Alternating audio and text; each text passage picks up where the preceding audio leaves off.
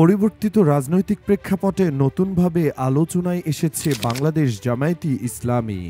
৫ আগস্টের পর থেকেই দলটি জোর কদমে নিচ্ছে ভোটের প্রস্তুতি। সংখ্যানুপাতিক প্রতিনিধিত্ব অর্থাৎ পিয়ার পদ্ধতির নির্বাচনের দাবিতে বারবার জানাচ্ছে কঠোর অবস্থান। একদিকে সরব আন্দোলন, অন্যদিকে নীরবে চলছে ভোটের প্রস্তুতি। দুই কৌশলেই এগোচ্ছে জামায়াত। সূত্র বলছে, ইতিমধ্যে প্রায় ৩০০ আসনে সম্ভাব্য প্রার্থী চূড়ান্ত করেছে দলটি।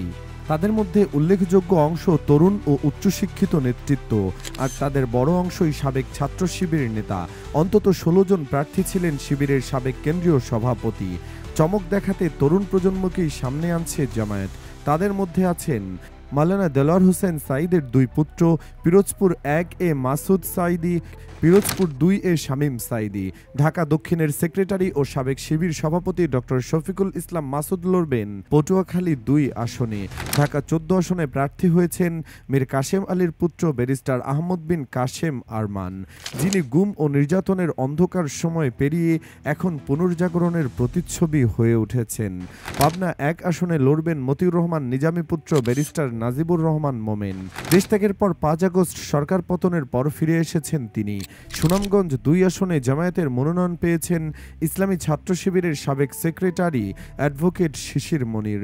ইসলামী ছাত্র শিবিরের সাবেক সভাপতি সালাউদ্দিন আইয়ুবী আগামী নির্বাচনে গাজীপুর ৪ আসনে জামায়াতের মনোনীত প্রার্থী হিসেবে মাঠে রয়েছেন। লক্ষ্মীপুর ৩ থেকে ছাত্র শিবিরের সাবেক সভাপতি ডক্টর রেজাউল করিম, সিলেট ৬ থেকে মোহাম্মদ সেলিম উদ্দিন, ফেনী ৩ থেকে ডক্টর ফখরুদ্দিন মানিক এবং কুষ্টিয়া ৫ থেকে ডক্টর মোবারক হোসেন। সবাই শিবির থেকে উঠে আসা যুব নেতৃত্বের মুখ।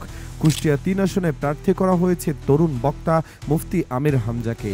এছাড়া সাইফুল আলম খান মিলন ঢাকা ১২, মাওলানা রফিকুল ইসলাম খান সিরাজগঞ্জ ৪, অ্যাডভোকেট মতিউর রহমান আকন্দ ময়মনসিংহ ৫, মোহাম্মদ নুরুল ইসলাম বুলবুল চাঁপাইনবাবগঞ্জ ২ এবং মোহাম্মদ সেলিম উদ্দিন সিলেট ৬ আসনে লড়ছেন।